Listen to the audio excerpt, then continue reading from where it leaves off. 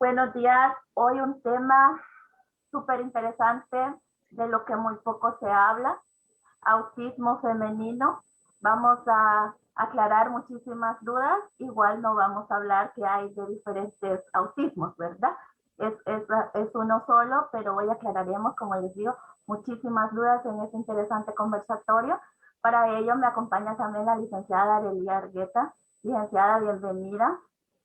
Gracias, gracias. Y sí, como lo mencionó, un tema bastante importante y que merece total atención. Y nos acompaña para nosotros una especialista y que ha hablado mucho sobre este tema. Y ella es la maestra Dolores Garrote Petisco. Ella Sí. es licenciada en psicología clínica y escolar de la Universidad de Barcelona. También tiene un posgrado en neuropsicología por el ISEP y también es directora del centro de psicología llamado Lola. Máster en neuropsicología por la UDAC CTI y nos va a hablar acerca de este tema tan interesante que muchas veces necesitamos abordarlo. Y necesitamos abordarlo porque hay muchos mitos sobre eso y hay mucha desinformación sobre el tema. Y bienvenida, mi estimada Lola.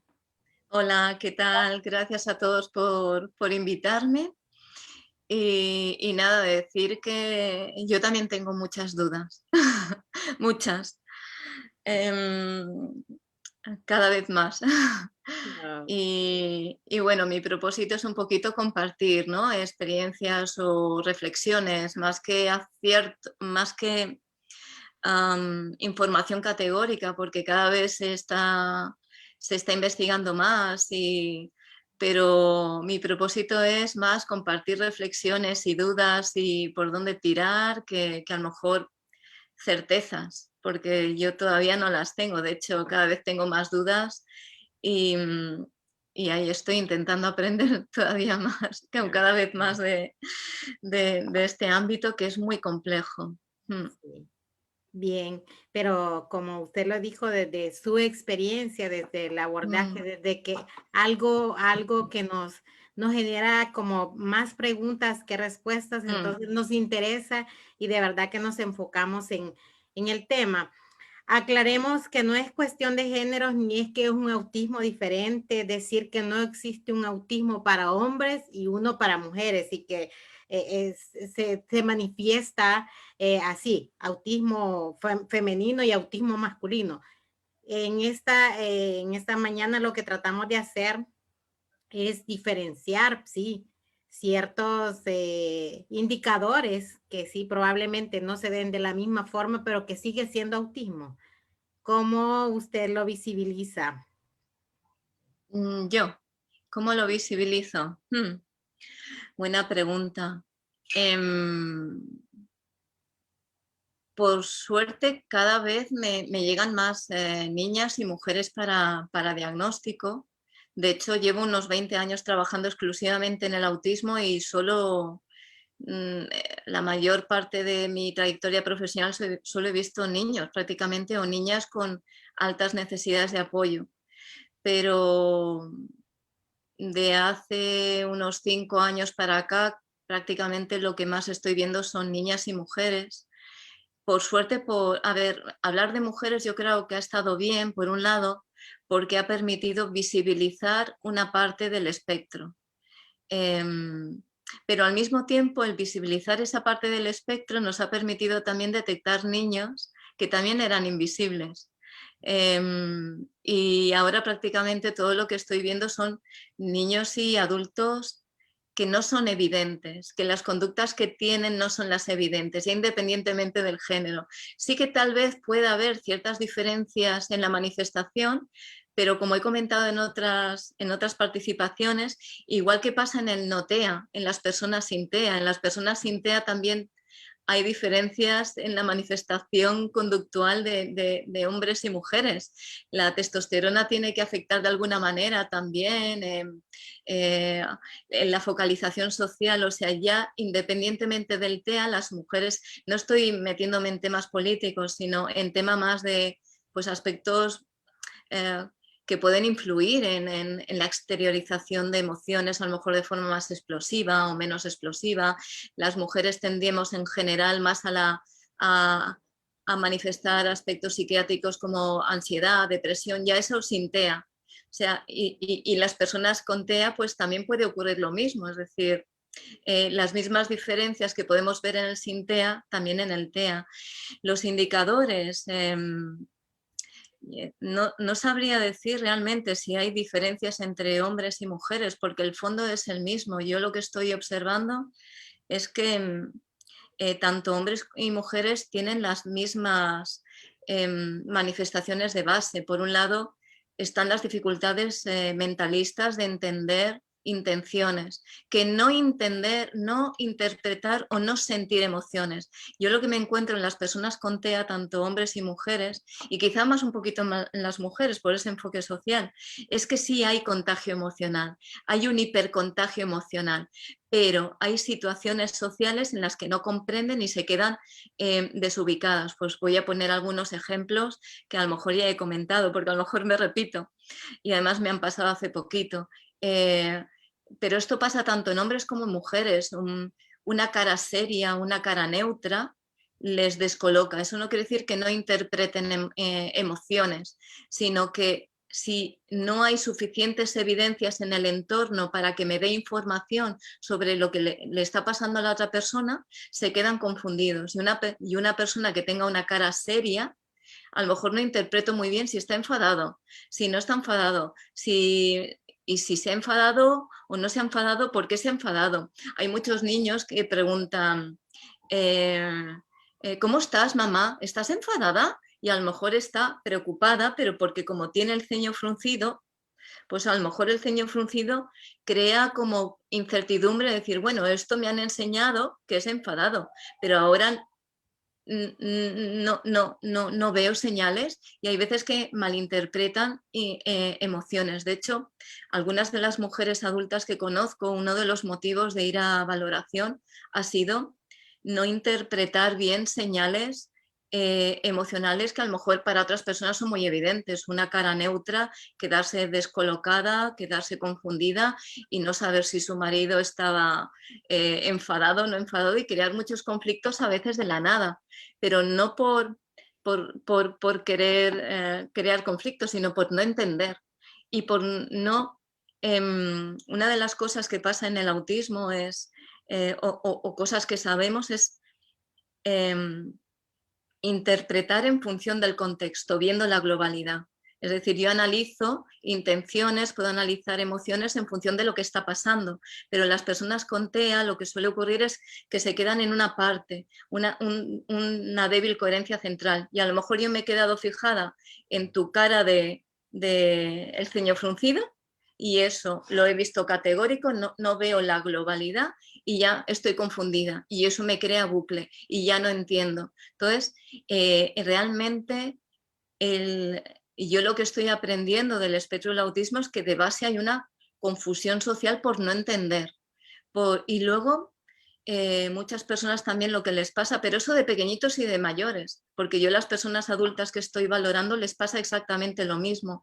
Luego si acaso hablamos de lo del efecto camuflaje, pero esa confusión yo la estoy viendo con mujeres de 40 años que siguen igualmente confundidas como niñas que yo conozco de 12, 15 años. Otra cosa es que a raíz del diagnóstico empiezan a entender y a partir de ahí empiezan a tener herramientas para... Ahora lo entiendo, como de repente, es como vale, era eso era una broma, vaya, pero es muy laborioso, el aprendizaje social es muy laborioso, no es que de repente en las mujeres en el espectro del autismo sean más habilidosas que los hombres aprendiendo a socializar. A mí lo que me cuentan las mujeres que diagnostico es el proceso hiper elaborado desde pequeñitas para aprender cosas que para otra persona es muy, muy rápido, es muy instintivo.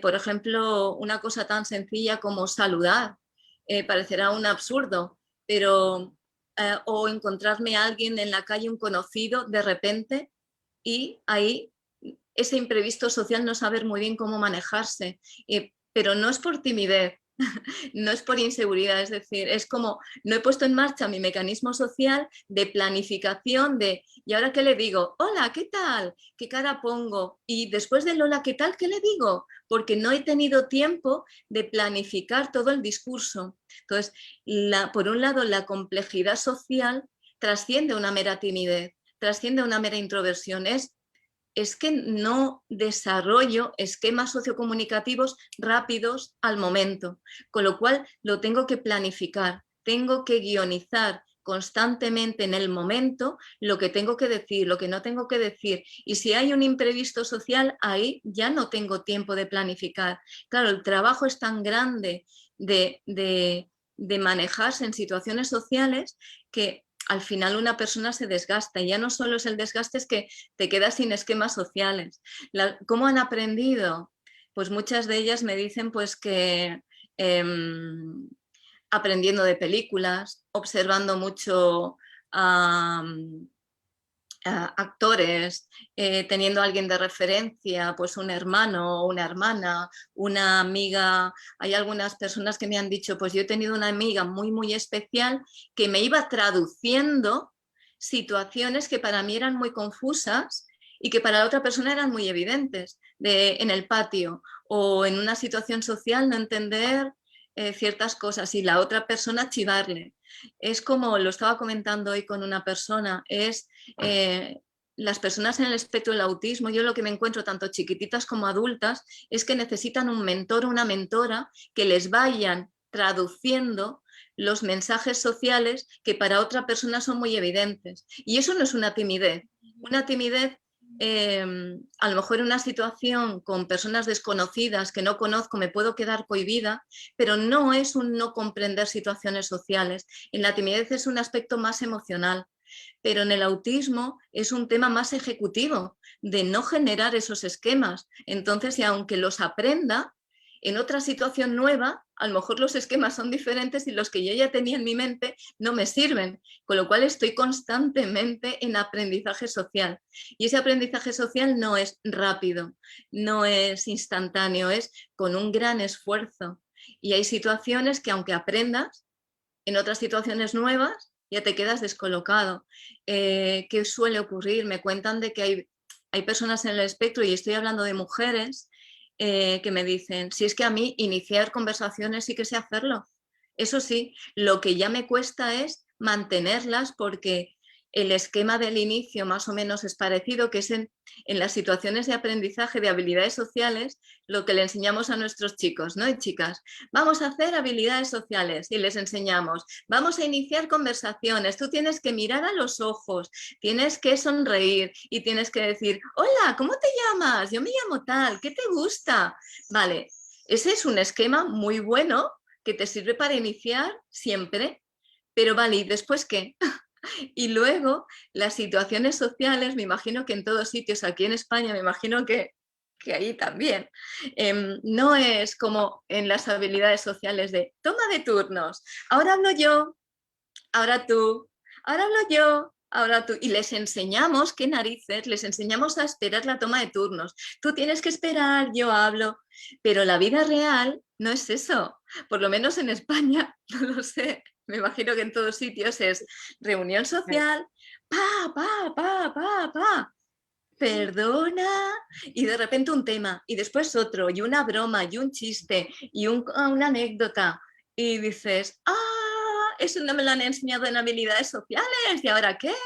¿Cómo me meto ahí dentro? Y, ya no, y luego ya es la parte sensorial, que es bullicio, ruido, Entonces, el autismo que yo, el espectro del autismo que yo conozco, incluso con mujeres y hombres que tienen sin deficiencia intelectual y son exitosos en sus, exitosos lo pongo siempre entre comillas, pero que tienen una carrera, que tienen estudios, que tienen trabajo, en las situaciones sociales están igualmente confundidos. Entonces, esa confusión les ha llevado a buscar diagnósticos por su cuenta que han sido errados, que muchos de ellos pues tienen una fobia social o se han diagnosticado de fobia social, de, de, de ansiedad y depresión seguro, pero no se conoce la base, que es esa dificultad de comprensión social que trasciende a una mera timidez o tema emocional, porque una fobia social es un temor a intentar, a un temor al juicio de los demás, si voy a caer bien, si no me voy a caer bien. Pero el autismo no es eso, es más profundo. Claro que las personas que tienen conciencia de sí que tienen esa necesidad de gustar y se van a crear reflexiones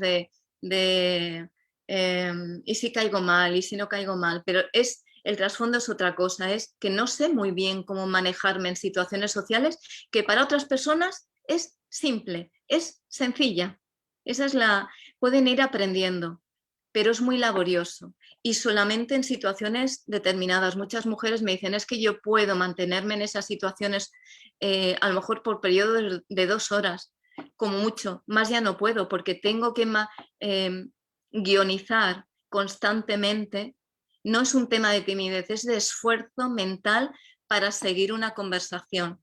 Eso sí, si tienen temas de interés, y eso a lo mejor si tenéis niños, ahí pueden estar tiempo hablando de su tema de interés, ¿no? No paran de hablar.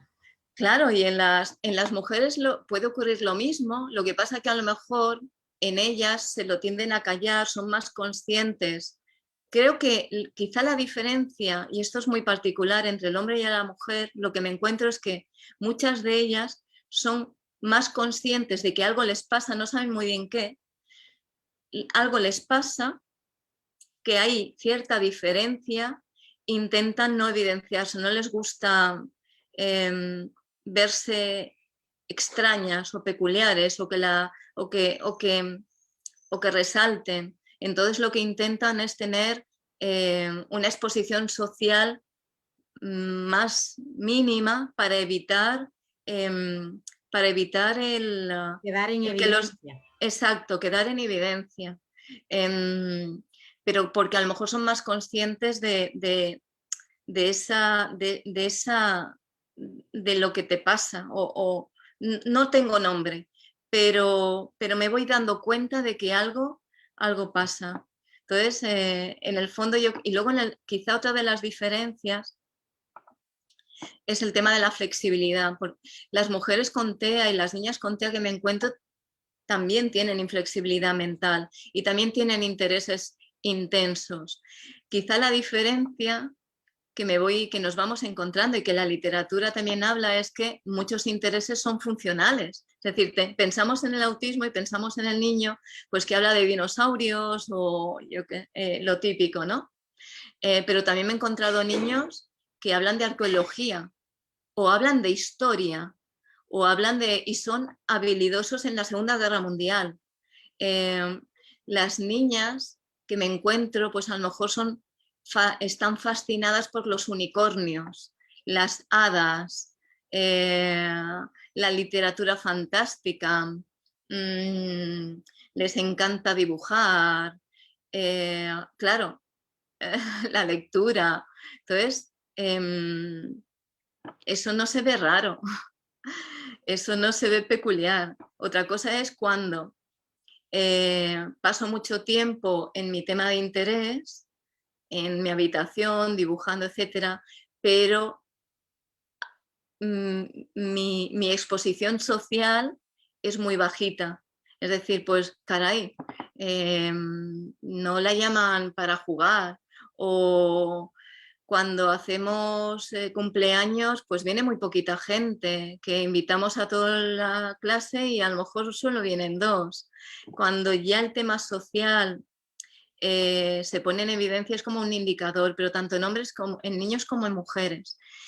Otra de las diferencias, y eso también es muy cualitativo de lo que me voy encontrando, es que en el tema de los adultos, últimamente prácticamente todo lo que estoy haciendo son diagnóstico de adultas y algunas niñas.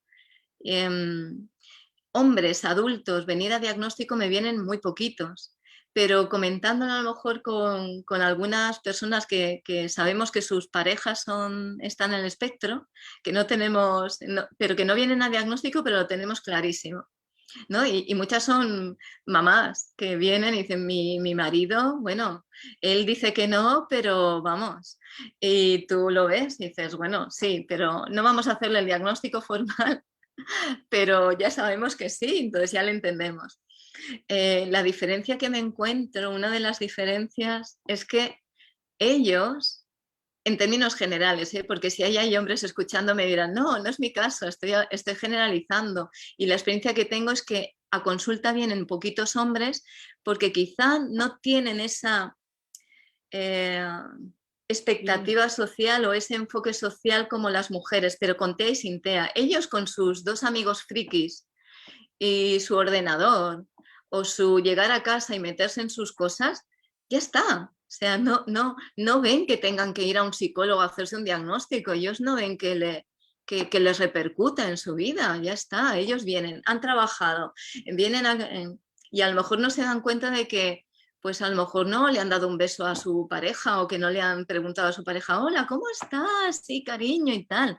Ellos no se dan cuenta, pero no le dan mucha importancia a lo mejor, hasta que tienen un problema de pareja. Cuando ya empiezan a tener un problema de pareja es cuando han venido. Es decir, ostras, creo que algo me pasa, que está repercutiendo algo en la relación de pareja y a lo mejor es cierto que pueda ser el TEA y que no me dé cuenta de las emociones de mi pareja, que a lo mejor no sé muy bien cómo acercarme a ella.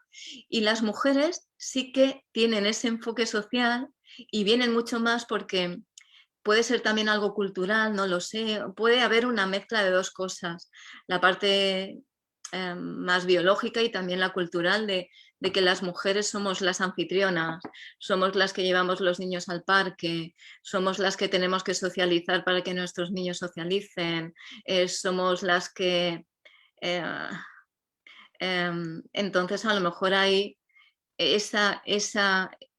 cuando se tiene dificultades de comprensión social y de ajuste, pues ahí es cuando sea como, ostras, algo me está pasando y no es trivial y me reconcome y me afecta y ahí es cuando empiezo a buscar respuestas. Pero a los hombres a lo mejor pues no les dan tanta importancia, porque a lo mejor no tienen que hacer ese gran esfuerzo social. Ellos, las conversaciones son de otra forma diferente a las de las mujeres. No sé si estáis de acuerdo, estoy hablando mucho, pero es que cuando empiezo a hablar empiezo y no sé si pensáis igual que yo, habéis visto alguna cosa. Cierto, similar, y nos sentimos de cierta forma identificadas, y eso es así en nuestra cultura, y quizás nuestra cultura, quien llega con el niño a consulta es la mamá, porque algo Claro, pasa. Y el papá es el último en aceptar esa condición, incluso porque no lo ve como lo ve la mamá, no ha llegado a ese insight, a ese nivel de conciencia. Igual como usted lo dijo, por su practicidad, ellos, no, si probablemente así fui yo o así fue él y aquí estoy. y ya está, y no pasa nada. ¿Para qué voy a irme yo a un psicólogo a hacerme un diagnóstico? Pero si no me va a cambiar la vida y no lo necesito. Excepto cuando ya hay problemas a lo mejor de gestión social. Por ejemplo, hay personas que conozco que a lo mejor en su trabajo eran muy habilidosos y luego a lo mejor al ser tan habilidosos pues les han puesto a gestionar un equipo de trabajo y al gestionar un equipo de trabajo ahí se han visto que eso le costaba más. Pero también pueden ser habilidosos en tema de trabajo, a lo mejor más es en la media parte o en temas de quedar para la parte más social, pero ellos a lo mejor, ya os digo, no le dan tanta importancia, por eso quizá no vienen tanto a diagnóstico, pero hombres invisibles, yo creo que también hay así, porque tanto hay mamás de niños con TEA que ahora se están preguntando si puedo estar en el espectro, pero seguramente muchos padres con niños con TEA también pudieran estar en el espectro, pero a ellos a lo mejor no les aporta gran cosa un diagnóstico. en la mujer, yo lo que estoy viendo es que cuando doy un diagnóstico hay un antes y un después en la comprensión, sobre todo en detectar situaciones que antes no eran evidentes. Es decir, ostras, ¿cómo me podía? Ahora entiendo por qué me enfadaba de repente cuando tal persona me decía tal cosa o no interpretaba una broma. ¿Y eso era una broma? Entonces ahora empiezan a preguntar, empiezan a reflexionar. Y en el tema de los intereses, lo que me encuentro es que algunas mujeres han conseguido que su tema de interés se vaya manteniendo en el tiempo y luego su profesión, pero no suele ser tan excéntrico como el hombre. Y luego ellas, si empiezan a ser mamás, si tenían un tema de interés, luego a lo mejor lo vuelcan en sus hijos. Entonces ya ese tema de interés ya no... Y hay otras mamás que su tema de interés son sus hijos, que ahí se focalizan en su familia y sus hijos y ese circulito. Entonces, el mundo del espectro autista adulto es muy complejo, pero el fondo es el mismo. Estamos hablando de un autismo, quiero decir que no lo podemos trivializar. Y como hemos comentado antes de entrar al público, ¿no? Creo que es importante hacer muchos matices, porque si bien estamos haciendo un esfuerzo de visibilizar, a lo mejor ese esfuerzo, si según qué información vayamos dando, vamos a hacer sobrediagnósticos que a lo mejor mucha gente va a pensar que está en el espectro del autismo porque yo de pequeña era tímida o yo tenía poquitos amigos o me ha costado mucho hacer amigos, pero solo por eso no se es TEA. Es algo más complejo, yo estaba en el patio y ¿qué estaba pasando? ¿Y ahora qué hago? ¿Me tengo que acercar? ¿No me tengo que acercar? Y ahora si me acerco, ¿cómo lo hago? ¿Y ahora qué está pasando? En las medias partes, por ejemplo, de clase y clase, que me imagino que en todos sitios, ¿no? Que es cuando se reúnen los chicos y empiezan a hacer... ahí la niña en el espectro del autismo se queda bloqueado diciendo, uy, ¿qué ha pasado? Porque en una situación estructurada más o menos sé cuáles son las normas, es decir, en clase sé que tengo que estar sentada, tengo que estar atendiendo, aguanto, pero en la media parte que se va el profesor y todos se reúnen, ahí es cuando ya, ¿qué ha pasado? ¿Y ahora qué hay que hacer? ¿Y a dónde me acerco? ¿Pero a qué grupo me acerco? Y si me acerco, ¿cómo lo hago? Es que me lo decía una niña de 16 años, dice, es que... Lola, explícame cómo, cuando hay un grupo de chicas, yo me tengo que acercar porque yo no sé cómo acercarme. No es una timidez, las veo en corrillo, pero no sé el mecanismo. Y lo curioso es que su hermano, que era un año menor, le dijo, anda ya, pues simplemente tú tienes que hacer tal, tal, tal, tal. El hermano, un año menor, sabía de forma intuitiva cómo acercarse al grupo, cómo hacer. Y ella no sabía, no generaba el esquema y se le tenía que decir de forma explícita. De hecho, con los niños con autismo lo que hacemos son los guiones sociales y las historias sociales. Y así ellas también lo necesitan. Algunas de las adultas me dicen que lo que hacían eran guionizar escenarios en su mente antes de la situación social, escenificar qué va a pasar y escenificar en su cabeza el escenario. ¿Qué me voy a poner? ¿Qué no me voy a poner? ¿Qué voy a decir? Si digo esto, el otro responderá sí. Pero lo que me cuentan es que no es un mero pensar y ya está. O sea, si queda... ahora estoy recordándome de una persona en concreto que me decía que si tenía que quedar el sábado con sus amigas con 16, 18 años, se pasaba toda la semana, todos los días, guionizando, a lo mejor se pasaba 3 horas pensando, escenificando el posible encuentro social. También conozco chicas que me decían, mi madre me enseñaba con role-playing qué hacer en situaciones sociales. O sea, todo lo que estamos enseñando con los niños dentro del espectro del autismo, ellas ya lo hacían de una forma a lo mejor instintiva, es decir, pero muy laboriosa. Es lo que quiero recalcar, que el autismo no es un rasgo de personalidad, no es que se deje de tener autismo. Otra cosa es que hay ciertas personas que van desarrollando mecanismos para enfrentarse a situaciones sociales y salir del paso.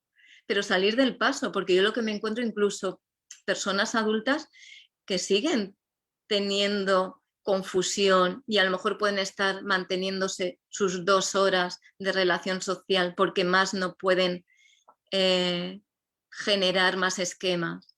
Lo que ocurre después del diagnóstico es una vez que me comprendo o te comprendes, decir, bueno, yo tengo un margen de 2 horas, ¿vale? Yo ya lo sé. Entonces, cuando ya no pueda más, puedo buscar excusas o puedo buscar formas para desconectar, que eso es el camuflaje. Es decir, me comentaba a una de mis mujeres que, por ejemplo, en una situación social, cuando ella ya no puede más, lo que hace es, por ejemplo, se va a lavar los platos. Están todos reunidos y decide lavar los platos. Queda bien porque queda como una conducta prosocial, pero en realidad lo que hace es salir de la situación para descansar porque su mente ya no puede seguir el ritmo y ya no puede generar más esquemas sociales. Otras de las chicas me decían, pues yo si estoy en una situación social, pues me voy con los niños pequeños, que me es más fácil, entonces voy como entrando y saliendo de las situaciones sociales, ¿no? Pero el TEA sigue estando. Otra cosa es que aprendes mecanismos que quedan camuflados o quedan aparentes para no evidenciarse y puedes ir pasando por el trámite social, por decirlo de alguna forma, ¿no? Pero la confusión sigue manteniéndose. Sobre todo en situaciones nuevas o cuando la situación social es muy larga. Y eso es un poco lo que me estoy encontrando. Pero incluso la confusión puede ser con la pareja. En situaciones de intimidad, la prosodia social del afecto, del cariño, de esa parte más afectiva, a lo mejor esa prosodia también les cuesta, con lo cual la pareja no sabe muy bien interpretar a la persona si está siendo cariñosa o está siendo... ¿Sabéis lo que quiero decir? Que es algo profundo, que no es una timidez, que no es una introversión, es algo de no comprender con agilidad situaciones sociales. Así es como lo estoy percibiendo yo con las personas que estoy diagnosticando y que me cuentan esto. Y lo que me sorprende es que me dicen cosas que me dicen mis niñas. O sea, que no es diferente. Otra cosa es que han ido manejándose, pero igual que las niñas en el colegio también están aguantando. O sea, lo mismo que la mujer adulta en el trabajo está aguantando situaciones que le crean confusión, la niña en el colegio también está aguantando situaciones de confusión y sigue perdurando. Una de las cosas que cuando estoy con ellas les intento ayudar y les enseño es que ante cualquier confusión, pero tanto mis niñas pequeñas, adolescentes como adultas, ante cualquier confusión, pregunta. Y les sugiero que tengan como un mentor cerca. Muchas de mis mujeres, sus mentores son sus maridos. Entonces, ante cualquier confusión, tú cógelo, espera y pregunta a alguien, oye, ¿qué ha querido decir esa persona? ¿Qué ha querido decir esto? Entonces, el preguntar te puede aclarar es como también aprenden. Entonces eso al final va generando más comprensión social y mejor ajuste. Pero ya os digo, yo mi experiencia que tengo con las niñas y con las adultas es que es algo laborioso, no es algo de repente ya sé interpretar situaciones sociales. Yo no me he encontrado eso, me he encontrado que cuesta, pero van aprendiendo. Sí que es cierto que van aprendiendo, pero con un coste, que no es fácil. Exacto, muy interesante. Y sí, la sugerencia de contar con un mentor, y nosotros siempre lo recomendamos a las escuelas, en el caso de los niños con TEA y niñas también, que sí, que tengan un mentor o alguien que les ayude a interpretar, y eso es básico, y hasta nosotros, los que podríamos estar dentro del fenotipo ampliado, pero quizás no tenemos así caracterizaciones más profundas. Pero necesitamos un modelo a seguir y aprendemos normas sociales. Cosa que usted dice que es más difícil en ellos por la preelaboración, la flexibilidad cognitiva de ella. Obvio, para nosotros las mujeres desarrollamos más antes ciertas habilidades que los hombres y eso como que hace que estemos en ventaja en ciertas áreas, pero no significa que en el caso de las personas o las niñas con TEA no se les dificulten los códigos sociales que hay hoy en día. Yo he visto dificultades más que todo en los códigos sociales de la adolescencia. Ahí Ahí sí. ahí como que ellos se frustran porque generalmente la jerga de los adolescentes, hoy día pues eso es una inmensidad, es un mundo aparte, diríamos nosotros, más con toda la tecnología que hoy día hay. Entonces a ellos se les dificulta y se les vuelve un tanto difícil. Es que me parece difícil eso, es cómo hacer para, usted lo dijo, a través de historias sociales, a través de, sí, pero como hasta cierto punto los psicólogos como que conductuales mecanizamos ese hecho de la socialización y no es puramente mecánico, ya usted lo dijo, es responder, incluso nosotros que estamos en conversaciones y de repente no sabemos a quién prestar atención, si el que está hablando sobre su amigo, si su mascota se le murió y ya alguien que tiene pues una condición. Es un proceso difícil, pero que lo logran y lo aprenden y usted lo dijo. Entonces, El tema de la adolescencia, la verdad es que es un periodo crítico, es un periodo porque lo que me voy encontrando incluso en niñas, por ejemplo, el cambio corporal, muchas de ellas nos cuentan que ellas no quieren crecer, que no quieren cambiar, que no quieren que su cuerpo cambie. Luego, por ejemplo, a nivel socioemocional parecen más inmaduras, porque así como las otras niñas con 13, bueno, no sé allí, pero aquí en España con 12, 13 años ya están pensando en chicos, en cosas muy sutiles, yo mis niñas con las que estoy trabajando todavía están en sus temas de toda la vida. O sea, los que les gusta siguen en sus temas y las otras niñas ya ha habido como un cambio abismal de decir, ostras, ¿qué ha pasado de repente? Que a mí me siguen gustando jugar con mis muñecas y las otras niñas ya hablan de chicos. Entonces ahí se ve como de repente una disonancia muy grande y a lo mejor aquella mejor amiga que tenían que les iba orientando, que les servía de guía, pues quiere ampliar su círculo social y hablar de otras cosas y empezar a vestirse de otra forma, empiezan a maquillarse.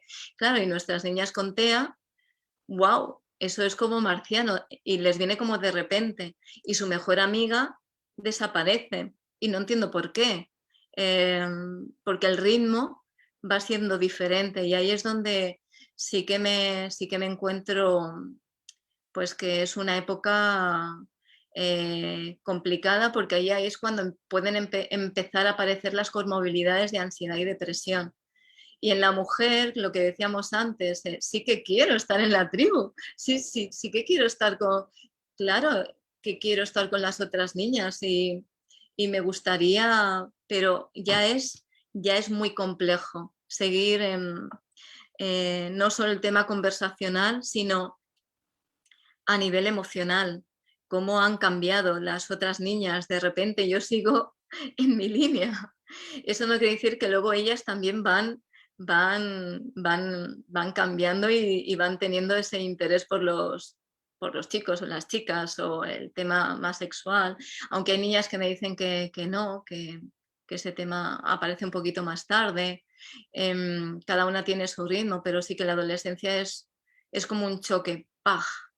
de, ya, si antes era difícil entender a los niños en el patio, pero era más o menos fácil porque un juego a pillar o un juego era relativamente sencillo, pero a partir de que empiezan a hablar Eso ya es más difícil.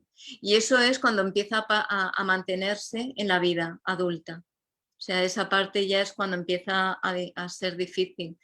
Muchas mujeres que conozco me dicen, pues a raíz de conocer a quien es mi pareja, pues me centré ahí y ya fue como mi pareja ha sido mi amigo, mi punto de referencia y a lo mejor su círculo social. Pero la adolescencia es un tema complejo. Y luego en el tema de la inflexibilidad, otra de las cosas que no sé si os ha parecido a vosotras, a mí yo sí que diría que es un tema de inflexibilidad, pero curiosa. Es decir, me encuentro niñas y también mujeres adultas que tienen un rígido conformismo, es decir, que se confunde con perfeccionismo, pero al no interpretar muy bien las señales sociales, lo que intentan es cogerlas a rajatabla de lo que se pretende que tienen que hacer, y suelen ser como muy rígidas en el mantenimiento del convencionalismo social que se espera de ellas, de una forma muy rígida, pero porque no se les ocurre que pueden transgredir normas. Y yo recuerdo, por ejemplo, alguna cosa que me han comentado, pues a lo mejor es una tontería, pero recuerdo tengo una amiga en el espectro que me decía que cuando era pequeña, pues en el patio habían unas barandillas y los niños hacían unas volteretas en la barandilla. Y ella hizo la voltereta en la barandilla como todos los demás niños, y la persona que le cuidaba le dijo, no, eso no lo puedes hacer, te puedes caer. Nunca más lo hizo. Pero los otros niños lo que hacen es, no me están vigilando, no hay nadie, pues ahora no hay nadie, pues ahora lo hago. Pero esa chica en concreto me dice, a mí me dijeron que no lo hiciera, me lo tomé como una norma a rajatabla, porque fue de forma categórica que eso no lo puedo hacer, y no lo volvió a hacer nunca más. He puesto un ejemplo tonto que me ha venido a la cabeza, pero es esa rigidez en llevar a cabo las normas de forma muy estricta, pero porque a lo mejor no se me ocurre que puedo transgredirlas y que no pasa nada, que los niños lo que hacen es transgredir las normas y también es un aprendizaje social hasta dónde puedo llegar o puedo investigar, o cuando no están los papás, pues también hay niñas en el espectro que tienen ese rígido conformismo, ¿no? También está lo contrario, ¿eh? Que paso, hago, yo tengo esa idea y me da igual pero eso también pasa en los niños, de yo quiero tal y yo ahí me enfoco y soy insistente, insistente, insistente. Que eso también pasa a muchos niños. Quizá la diferencia es que la insistencia es más extrema y cuesta mucho de cambiar y es muy persistente. Bueno, si sois mamás, a lo mejor habréis vivido situaciones de ese tipo, ¿no? Entonces, en el TEA femenino también hay esa rigidez mental, lo que pasa es que a lo mejor es más oculta, por eso llamamos invisible, pero también está esa rigidez, y también será por no comprender cómo manejarme en una situación social, o cómo puede ser flexible, o cuando sí o cuando no. Necesitan algoritmos de saber cuándo, cómo y por qué, porque a lo mejor no lo desarrollan de forma tan implícita. Entonces necesitan esa guía o esa... Eso es un poco lo que yo estoy observando en las niñas con las que estoy trabajando y las adultas, ¿eh? A lo mejor falta mucho por investigar y estamos empezando, pero yo las mujeres que estoy diagnosticando, el perfil me recuerda mucho al de mis adolescentes también, y que se va perdurando en el tiempo. O sea, no veo que sea diferente. Otra cosa es que van aprendiendo esas estrategias de acomodación social. Sí, así es. Esto vendría a desvirtuar también la prevalencia que se dice de que predomina más en el área masculina y no en el área femenina. Es lo que usted nos menciona, que tal vez es el hecho de que para la mayoría está camuflajeado, está ahí como a un tanto invisible, y por eso es que la persona que lo va a diagnosticar debe tener una amplia experiencia y un ojo clínico de lo mejor para poder evidenciar esta situación y no quedarse con lo que ella dice, la prevalencia, no es que la prevalencia es así.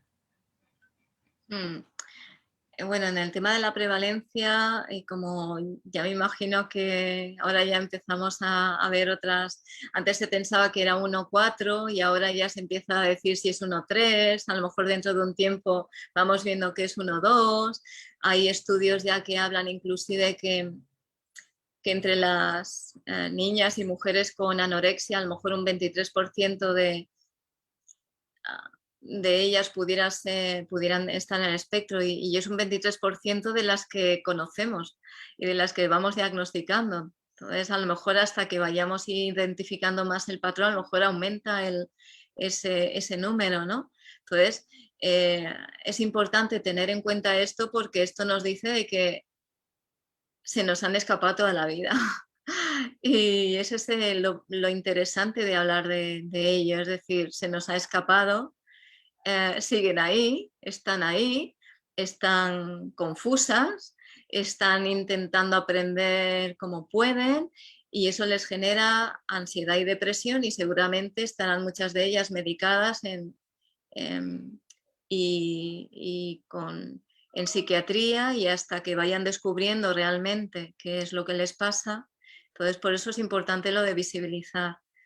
O sea, sin dramatizar y sin trivializar, pero visibilizar y ver qué hay detrás. Y luego una de las preguntas que creo que estaban en el cuestionario, ¿no? El tema de los protocolos que tenemos los psicólogos para diagnosticar. Pues, ¿qué os voy a decir? Cero patatero, no tenemos nada, pero es que ya ni creo que ni en el TEA general. O sea, las cosas que tenemos creo que son protocolos muy antiguos que además tienen una trayectoria muy, muy antigua. Yo, por ejemplo, cuando empecé a estudiar, bueno, hace 20 años más o menos que hice el doctorado en la Universidad de Barcelona y mi trabajo era sobre autismo, estoy hablando ya de hace 20 años, ya se hablaba del ADI-R y el A2, o sea, ya se utilizaba el ADI y el A2. Quiero decir que el ADI y el A2 viene de la DSM-3. Ahora lo que se ha intentado es ver si podemos meterle a calzador la DSM-5, pero la ADI y la 2 no es algo reciente de ahora como algo maravilloso, que no. Yo lo recuerdo ya de hace 20 años, el ADI y el A2. Se llama ADI y A2 revisado, pero la estructura es muy parecida. Entonces, el problema del ADI y el A2 es que, desde mi punto de vista, y si hay gente que no está de acuerdo, que me lo diga, permite valorar una parte del espectro, pero la que hemos valorado siempre, o sea, con la DSM-4, pero con la y la DSM-5, pero ahora estamos viendo un perfil de personas y sobre todo personas sin deficiencia intelectual, que hayan tenido dificultades en el desarrollo, que pueden cuadrar y no van a ser nunca identificadas con el ADI y con el A2. Primero, el ADI-R es una entrevista de padres, para padres.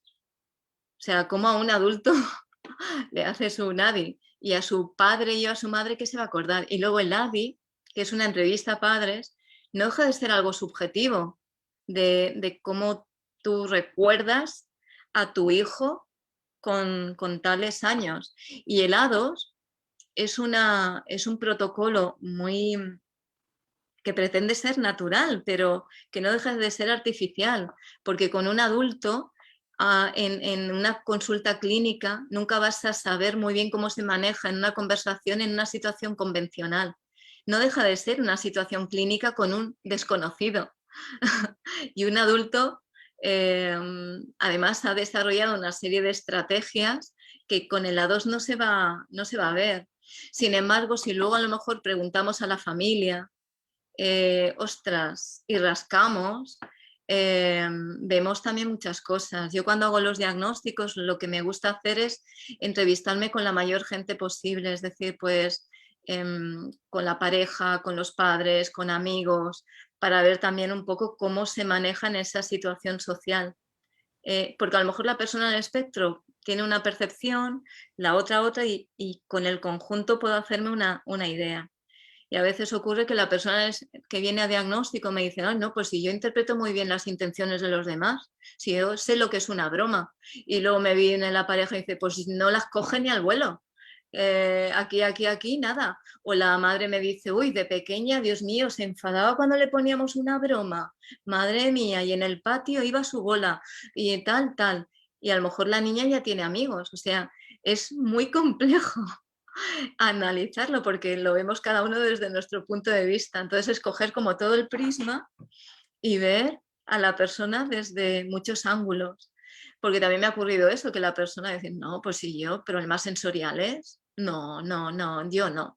Y luego venirme la pareja y decir, no, no, pero si es que cuando yo como se tapa los oídos y no soporta y el oído... Y la persona del espectro piensa, pues yo pensaba que toda la gente interpretaba igual. O sea, es muy complejo. El diagnóstico es complejo, sí.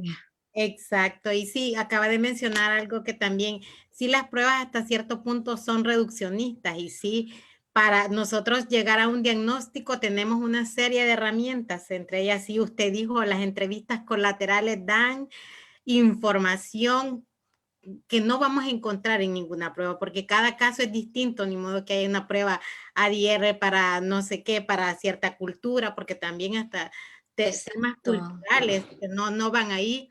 Incluso muchas pruebas, y usted lo dijo, también han sido estudios de años que sí se validan, son herramientas que están ahí, pero si nos casamos solo con eso y que solo a través de eso no estamos haciendo como la labor de conocer en sí al usuario como un todo, a la paciente, a que llega.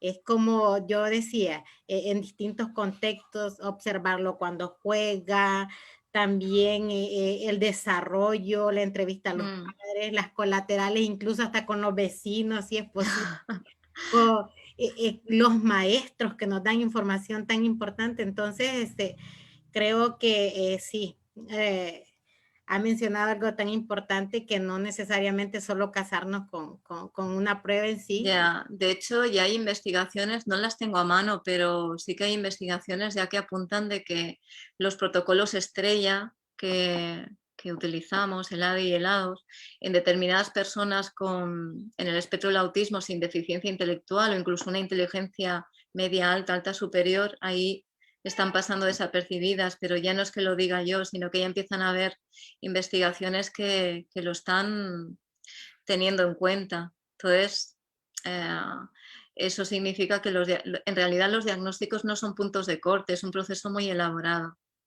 Es un proceso de investigación complicado, que además hay que hacer un descarte de otras condiciones que pudieran ser, porque hay personas que tienen trastornos evitativos de la personalidad o trastornos esquizoides, que también pudieran parecerse al TEA Asperger. Claro, yo estoy hablando como psicóloga, es conocer en profundidad estas otras cuadros clínicos, pero hay personas que pueden tener un estilo de personalidad más dependiente, un estilo de personalidad evitativo, un estilo de personalidad esquizoide, que no esquizofrénico, esquizoide. Entonces, que se pueden asemejar. Entonces ahí lo que tenemos que intentar también es o personas con trastorno de personalidad o tenemos que hacer un descarte diagnóstico con otras posibilidades, también es importante. O ver si es un rasgo de personalidad, una persona con una timidez muy, muy alta que llega a ser patológico porque le repercute, pero no hay esa deficiencia de entender de base o esa inflexibilidad de base o ese tema sensorial de base. Hay que analizar un poquito todo y por eso es complejo. Sí, así es, y no, pero igual usted muy bien con su vasta experiencia ha logrado como entender y este, nosotros también sentirnos como estamos entendiendo porque sí estamos y ahora estamos comprendiendo más y estamos procesando esa información. no, en la mañana estaba en una ponencia de una persona de peso internacionalmente que hablaba sobre el hecho de que el autismo siempre ha existido y más el autismo en femenino, no es nada nuevo. Hay más indicadores hoy día o más concientización tal vez, y eso nos lleva a preguntar dónde estarán aquellos que no fueron Exacto, diagnosticados, y la historia nos lo dice que probablemente con esquizofrenia o otras clasificaciones. Y también nos hablaba del hecho de que una abuelita, cuando ya diagnosticaron a su nieto con autismo, empezó a ver que ella tenía situaciones similares a la de sus nietos. Y ella toda la vida había estado medicada, y cuando le dieron el diagnóstico a su nieto, ella sintió un gran alivio porque dijo, entonces eso es lo que yo tengo también. sí, sí, sí, Entonces, sí. como que le generó para ella un cierto alivio, y dejó el medicamento y empezó a entender y a sentirse como en Exacto, conexión. exacto. En alguna ocasión dos hermanas me han traído a su mujer, a su madre de 60 años. Es decir, no, eh, han venido sí, a diagnóstico a traer a su madre, porque no había cosas que le costaba comprender a la madre. O sea, sí, y personas de 60 años, y cuántas se nos han escapado que, que, que, que están invisibilizadas. Pero sí que es cierto, hombres y mujeres. Lo bueno de hablar del tema en femenino, yo creo que ha sido porque eh, son las que más invisibles han estado, y, y ha sido un antes y un después esta situación, ¿no? Y lo que esperemos es eso, el que haya menos infradiagnósticos, pero también creo que tendremos que tener cuidado con los sobrediagnósticos, que eso también va a ocurrir. Es muy probable que ahora tengamos mucha confusión y para un lado y para otro, y probablemente yo también. Por eso que lo de las dudas, seguramente, pues eh, tengo que decir por desgracia que en algunas veces me he equivocado, incluso con niños pequeños, que yo pensaba que no eran TEA y luego sí eran TEA. Y, y espero equivocarme lo menos posible, pero, pero lo que nos indica todo esto es que tenemos que profundizar realmente en lo que es el TEA, independientemente ya del género. O sea, qué es lo que, desde mi punto de vista, qué es lo que hace que diferenciar entre lo que es TEA y no TEA, para poder saber y luego ir desarrollando mecanismos de diagnóstico más perfilados, porque los que tenemos son muy antiguos y muy poco y muy sesgados, pero hasta que no sepamos muy bien la base, nos vamos a seguir cayendo en la conducta, en que si miras, si no miras, si sonríes, si no sonríes, si tiene aleteo, si no tiene aleteo, si tiene alguna postura extraña. Y yo lo que me encuentro incluso en mis niñas es que solo en un 10% de las niñas que yo he visto han tenido aleteos, pero en momentos muy puntuales. O sea, no es que los camuflen, es que no los tienen. No sé si me explico. El porcentaje que me he encontrado con niñas con aleteos, que es lo más evidente que pensamos en el autismo, me he encontrado un 10%, porque he hecho un estudio un poquito de las niñas que yo he ido viendo, he mirado mis historias clínicas, y las que tenían los aleteos a lo mejor eran momentos de excitación, de contenta, y luego han ido mitigándose solas. Otra cosa es que el tema de la ansiedad se manifieste de otras formas sutiles, ¿no? El caracolillo, el estar nerviositas, el tocarse en la falda, pero claro, eso, como no lo identificamos dentro del espectro del autismo, pues no lo vemos. Entonces, y también puede ocurrir en personas sin TEA, es que ese es el tema, que lo complicado de hablar es que a lo mejor alguna persona dice, ay, pues yo también tenía el caracolillo, pero a lo mejor solo con eso no puedo decir que tengas TEA, porque eso es un signo de ansiedad o de tensión o de regulación, pero eso ya en sí no es TEA. Pero cuando pensamos en aleteos, nos viene TEA. ¿no? ¿No nos pasa eso? Como diciendo estos, pues hay otras condiciones que también tienen aleteos y estereotipias. Entonces, yo las niñas y mujeres no conozco mujeres con estereotipias, si acaso algún ligero balanceo o cosas muy sutiles. Entonces, claro, si los diagnósticos los hacemos por lo que vemos, se nos van a escapar un montón de personas en el espectro. Y es que también, Lola, yo he visto, bueno, con respecto a eso que mencionó, lo del cabello, bueno, de hecho mi hija lo tiene, aquello, ¿verdad? Del caracolito aquí. Y llega mucho el camuflaje, ahí es donde nos perdemos, porque de hecho para las mujeres tal vez es un lado del coqueteo estar tocándonos el cabello. Exacto, Entonces, exacto. Exacto. No distinguimos, chaval, que es un punto del autismo, justamente eso, del caracolito. Pero nosotros Claro. lo tomamos, está coqueteando con el cabello. Exacto, exacto. De todas maneras, esa conducta se tiene que ver en todo el conjunto, porque no solo por eso yo puedo decir que la persona tiene autismo. Eso está claro, pero analizando todo el conjunto es cuando dices, bueno, no tiene estereotipias, pero fíjate que en una situación social donde las otras niñas están relajadas, distendidas, ella está en el grupo, pero así, o con las manos, o aguantando, o las manos en puño, y ponen cara de que dices, está haciendo un esfuerzo muy grande por mantenerse en esa situación. Entonces, el camuflaje que yo veo en mis niñas es de aguantar situaciones. Es como estar ahí, estoy en el patio, no sé muy bien cómo manejarme en esa situación, pero estoy al lado de las otras niñas, con lo cual no quedo aislada, estoy al lado, pero tensa, con el rictus, tensa o con el puño. Entonces, es ver el conjunto, es ver cómo está ahí, que parece que está con las otras niñas, pero en realidad está al lado sin saber muy bien qué hacer. Y son las otras niñas las que le van guiando, pero sabe que tiene que estar al lado de las otras niñas.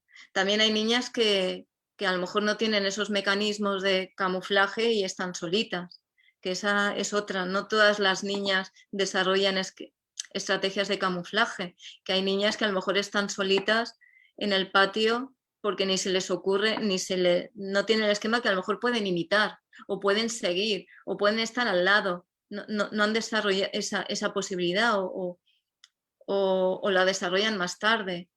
O cuando imitan, yo lo que me he encontrado, las niñas que imitan es una imitación muy literal. Me he encontrado niñas que imitan exactamente como la madre habla, o exactamente cómo la profesora riña a los niños, o exactamente cómo tal persona hace una broma, de una forma literal.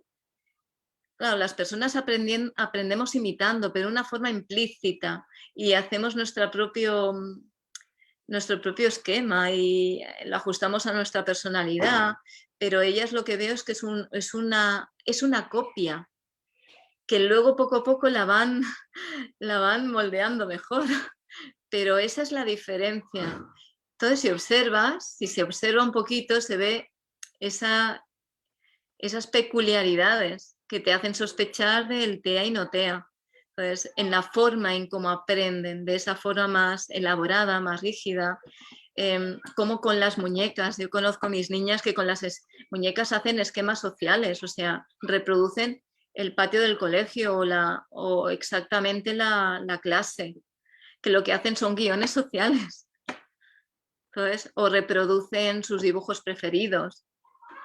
Entonces, y claro, desde fuera dices, no, si está jugando con los muñecos tiene juego simbólico, pero luego analizas y dices, es un juego simbólico pero peculiar o particular o basado en esquemas rígidos que va copiando, que luego los va modificando o pero no con esa versatilidad que a lo mejor podemos ver otra nena sin TEA o son juegos más peculiares. Yo recuerdo una de mis niñas que en lugar de jugar con muñecas, jugaba con pajitas de estas de beber y eran gusanos. Y creó una ciudad con gusanitos.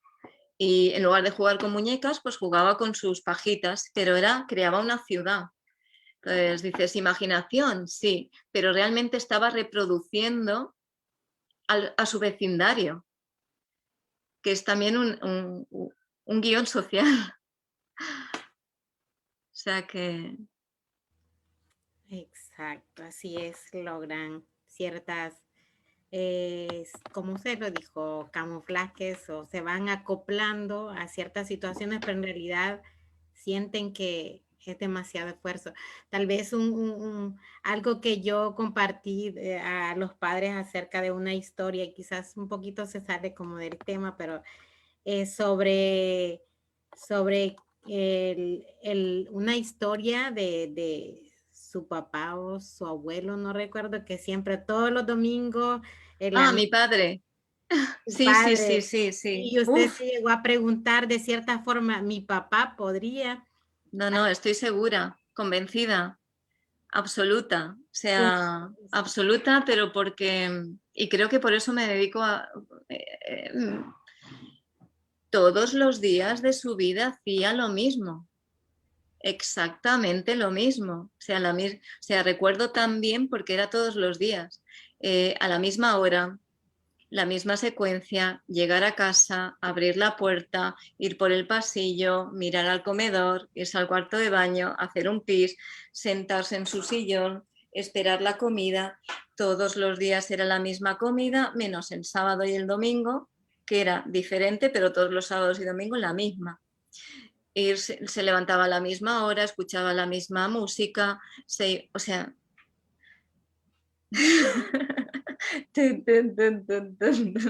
Y a nivel comunicativo, pues callado, pero que dices, será tímido. No, en casa tímido con sus hijos, no, es que no tenía nada que decir. Punto. Así lo interpreto yo ahora. Y ya está. Claro, yo ahora lo veo, pero antes, pues dices, bueno, no iba al parque con mi papá, pero es que no sabía a lo mejor que tenía que llevarme al parque. Entonces sí, estoy convencida de que sí, que mi padre estaba en el espectro, vamos, convencida. Lo reviso y sí, un tema de interés focalizado, pero ¿cuál? El fútbol, pero que a un hombre le gusta el fútbol, pues oye, claro, pero es que no hablaba de otra cosa cuando hablaba, o sea, era o callado o fútbol, que eso es lo peculiar, porque cualquier persona tiene una variedad de temas, de decir, bueno, pues él era fútbol o nada. Entonces eso ya es muy peculiar, ahí hay una disonancia. Y bueno, de todas maneras me llevaba muy bien con mi padre, por eso nos comunicábamos muy bien mentalmente. Por eso yo creo que sin querer he venido a este mundo del autismo porque creo que lo viví desde siempre. Pero yo no era consciente, claro, no era consciente. Hasta que dices, ostras, despierta, que sí. Entonces cuando tenemos personas cerca, las vemos tan normales, nos hemos habituado tanto a ellas que no les vemos nada. Hasta que llega un momento que si te dedicas a esto, dices, ostras, aquí hay algo. Pues lo entiendo todo. Ahora lo entiendo todo porque no me hablaba y no me decía, ¿qué tal la clase? ¿Qué notas has sacado? Nunca me preguntaba, nunca. Lo que pasa es que como yo tampoco le daba importancia, otro niño a lo mejor decía, mi padre no me pregunta, no está por mí. Pues yo tampoco le di mucha importancia, así que tampoco ha sido tan dramático. Pero por eso digo de que hay hombres invisibles. Sí. Le leo unos comentarios aquí en la página. Vale. El Baluz nos dice, excelente, gracias por la ponencia sobre el autismo. Sandra Araujo dice, cuando una familia hasta hace poco se ha dado cuenta de que su niño tiene síndrome de Asperger, ¿tiene el niño y los padres oportunidad de alternar con padres y niños que ya han superado el impacto? Sí, ¿verdad? Sí. Aira Xiomara nos dice buen día, gracias por sus experiencias, saludos. Joana Fernández Ramírez, hola, buenas tardes, saludos desde Chile. Un agrado escuchar nuevamente a Lola, un abrazo grandote, guapa, eternamente agradecida por ayudar a los padres y madres cuidadoras a comprender el y empoderarse sobre el autismo. Y Joana igual nos dice también eternamente agradecida a ustedes, asociación, por generar estas instancias de aprendizaje de manera amorosa y desinteresada. Pues desde nuestra parte, pues es un placer, ¿verdad? Y siempre que sea para contribuir a lo que, al aprendizaje. Tal vez para ir terminando, Lola, una pregunta hablando referente a lo de la timidez. Nosotros le decimos es introvertido, es extrovertido. Yo escuché por ahí tal vez las frases, no decir eso, sino un perfil externalizante o internalizante. ¿Cómo entendemos eso? Vale, a ver, la introversión y la extroversión es un rasgo de personalidad que desde la psicología se ha estudiado mucho. Uy, veo que estoy muy oscura. Voy a ver si enciendo algo de aquí. La introversión y la extroversión es un rasgo de personalidad que se ha estudiado mucho en psicología y que una persona puede estar en un lado o en otro, más o menos marcado, y lo que indica más es el enfoque social, es decir, las personas introvertidas a lo mejor son personas que no necesitan estar mucho tiempo con gente, pero no porque tengan una dificultad de comprensión y ajuste social, sino porque también estar mucho tiempo socializando les desgasta, son personas más introspectivas, que les gusta estar en su espacio. Entonces, hablamos de rasgo de personalidad. La pregunta era el tema de la timidez, ¿no? El tema de la internalización y externalización. Un matiz en el tema de la timidez. Y eso me lo explicó mi amiga con Asperger, porque ella también era considerada una niña muy, muy tímida. Y ella lo que me dice que es que desde fuera la apariencia era de niña tímida, pero lo que ella sentía dentro era un bloqueo absoluto, como estar paralizada, como si la hubiesen abducido y no entender nada. Entonces lo que ella hacía era estar, pero sin entender. Claro, desde fuera eres una chica buena, tímida, que no molesta, pero ella me dice que sentía los músculos agarrotados como un bloqueo y con un rictus, pero realmente estaba hiperbloqueada. O sea, y no es un tema emocional solo, que sí, sino de no entiendo dónde estoy, qué tengo que hacer, qué se espera de mí, o sea, confusa. Entonces, no es una timidez en el sentido de que son personas desconocidas y no sé muy bien cómo entrar, necesito mucha confianza. No, es algo más profundo. Y la internalización y la externalización tiene que ver con la forma de manifestar la sintomatología o ciertas conductas. Por ejemplo, la externalización, si yo estoy confuso y lo estoy pasando mal por dentro, a lo mejor lo que hago es exteriorizarlo en plan volcánico y me enfado y grito y puedo manifestarlo de una forma más evidente. Y la internalización es lo que me cuenta mi amiga, que es cuando me quedo bloqueada y lo llevo para adentro, o sea, implosiono para adentro. Entonces sigo confundida, estoy igual de mal. Claro, en realidad es un bloqueo y en ese bloqueo lo que hay un aumento de cortisol impresionante, o sea, un nivel de estrés, de ansiedad muy alto. La externalización es la lucha-huida, la lucha, que también hay un nivel de cortisol, pero en el bloqueo ese cortisol es más alto. Lo que pasa que como estás paralizada, no molestas, no generas conflicto. Los demás te ven incluso como una niña buena que, ¿estás bien? Sí, y estás fatal. Pero externalizarlo es, lo saco para afuera. Toda la confusión que veréis niños, a lo mejor pues que todo eso lo manifiestan más claramente, ¿no? De esa irritabilidad o ese enfado. Y luego están las niñas que están igualmente enfadadas o irritadas y se quedan paralizadas porque no saben muy bien qué hacer. Y a veces ocurre en determinados contextos. En el colegio internalizo y llego a casa y externalizo, que es cuando ya me vienen todas las manías, obsesiones, cansancio, conductas peculiares de tirarme al suelo, de la parte sensorial, o sea. Entonces el tema de la internalización hay veces que pasa eso, depende del contexto, pueden aguantar, las que más aguantan suelen ser las niñas, pero también me he encontrado niños, que además esta semana me lo explicaba un niño. Me dice, mira Lola, lo que me pasa es que yo tengo dos caras. En el colegio estoy así y cuando llego a casa estoy así. Entonces me decía, en el colegio aguanto, pero llego a casa y entonces ya no me puedo aguantar y a lo mejor pego a mis hermanos o digo cosas bruscas a mis padres. Y me lo dijo un niño de 10 años, no una niña. O sea que en los niños también ocurre. Por eso el tema de entender el autismo y luego se puede manifestar de diferente forma en cada persona. Es cierto. Y es que es cansado fingir. Uno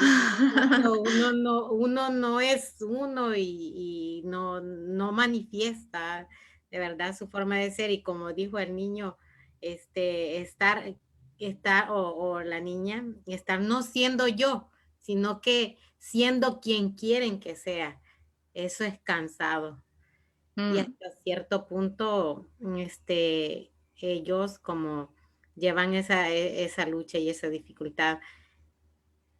Bien, creo que a nosotros nos ha favorecido bastante el tema y la forma en cómo lo aborda y la experiencia en que, cómo lo vive, porque las convivencias y con ejemplos, no es que es que dicen, es que de libros, ya, no.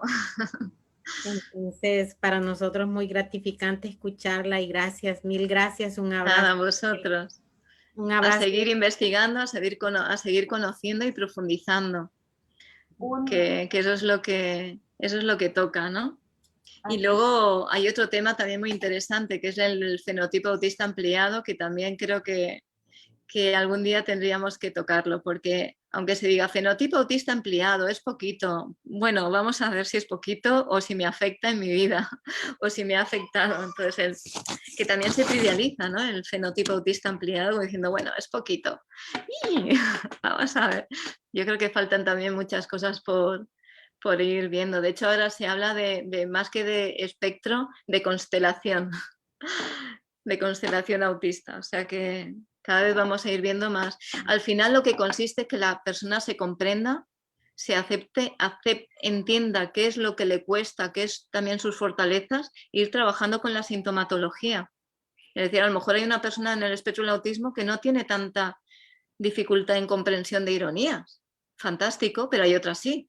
Entonces, vamos a hacer un perfil a cada persona. Hay personas que a lo mejor tienen una dificultad más significativa que otra. Pues si tú ya comprendes las ironías, ya tienes un jolines, eso ya lo tienes más o menos. Pero a lo mejor hay otras cosas que te cuesta, vamos a ir viendo. Y luego las fortalezas, que eso también se nos olvida, ¿no? El tema de las fortalezas, los talentos, porque yo, vamos, estoy maravillada con la gente que estoy conociendo en el espectro, pero no os lo podéis imaginar, o sea, alucinando de lo que disfruto de sus temas de interés, porque a lo mejor yo no entiendo de sus temas de interés, pero te contagian la intensidad. O sea, cierta persona que le gusta la arqueología, yo no tengo ni idea de arqueología, pero te lo explica de tal forma que dices, Dios. O las matemáticas, dices, Dios. O sea, te contagian la intensidad y dices, ¡guau! Alucinante. O a lo mejor cosas muy simples. Me interesan los gatos, pero de una forma muy intensa y diferente al resto. Y esa intensidad es la que disfruto de las personas en el espectro del autismo, pero me maravilla. Sí. Bueno, saludos, tenemos acá a Margarita Navarro, saludos, Mariana Garcés, muchas gracias, excelente información, soy abuela de una niña TEA de casi 6 años no verbal. Georgina Girón dice gracias por trabajar tanto y llenarse de conocimientos para ayudarnos a aprender cómo ayudar a nuestros hijos y se les haga más fácil andar por la vida. Definitivamente aquí conocemos todos. Y como dice muy bien. Y también dice, entre más conocemos, pues más dudas se nos van. se nos van haciendo. Exacto. Sí, tal vez un último mensaje, Lola, como ya dijimos, no solamente a mujeres, sino acá, hombres y mujeres con un autismo invisibilizado que sean diagnosticados, y un mensaje a que se aboquen a terapia, se aboquen a ayuda y no decir, ya estoy viejo, ya para qué, sino que sí se puede. Vale, mira, voy a hablar, es que yo solo puedo hablar de mis experiencias con mucha, a ver, con mucho afecto a la gente que conozco, ¿eh? Pero me lo comentaba hace poquito una mujer adulta. Después de hablar de sus dificultades en el día a día y después de intentar darle ciertas sugerencias, yo me quedo con que me dice, estoy viendo la luz. O sea, vivía en un túnel oscuro, vivía en una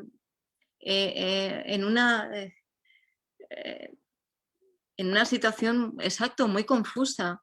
Y no estamos haciendo el diagnóstico formal, estamos hablando de las situaciones del día a día que le crean confusión y vamos buscando alternativas, estrategias y me dice, estoy empezando a ver la luz.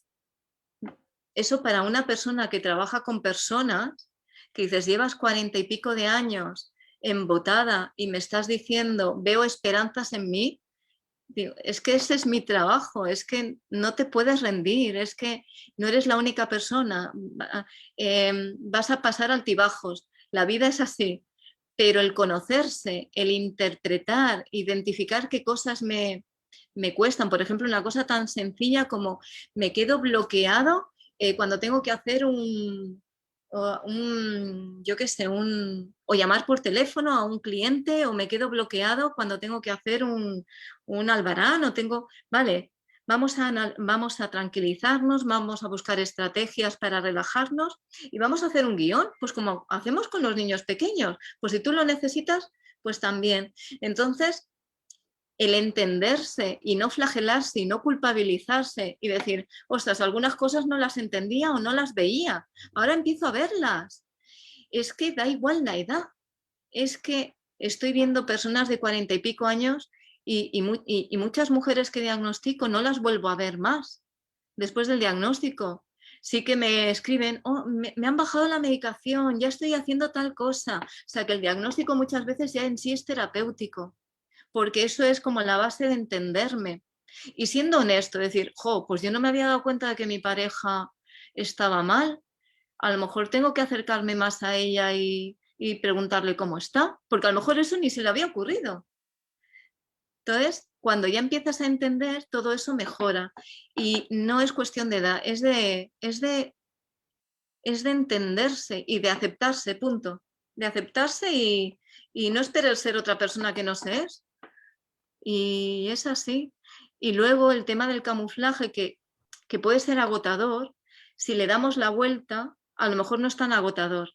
Es decir, yo voy a estar en una situación social. Sé que tengo que poner la sonrisa. Cuando ya no puedo seguir el ritmo, voy a poner la sonrisa, hago así, ajá, ajá, no me entero, estoy desconectado y pongo la sonrisa. Pero antes del diagnóstico era como una obligación. Ahora ya es, bueno, paso el trámite, ya sé que eso me pasa y ya no me culpabilizo. Esa es la diferencia de entenderse, es decir, es que sé que mi mente va a desconectar porque no puede seguir el ritmo, pero ya no me culpabilizo. Esa es la diferencia que observo en las personas con las que voy tratando. Gracias, Lola. Bueno, pues definitivamente decir aquí nos vamos a tardar tanto de tiempo, se complica, ¿verdad? Entre temas tan interesantes. Sí, creo que se ha pasado la hora. Donde hay muchísimo que aprender.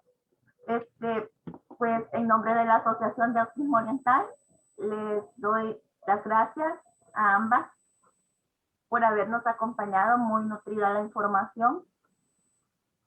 Y a quienes a quienes ven el programa,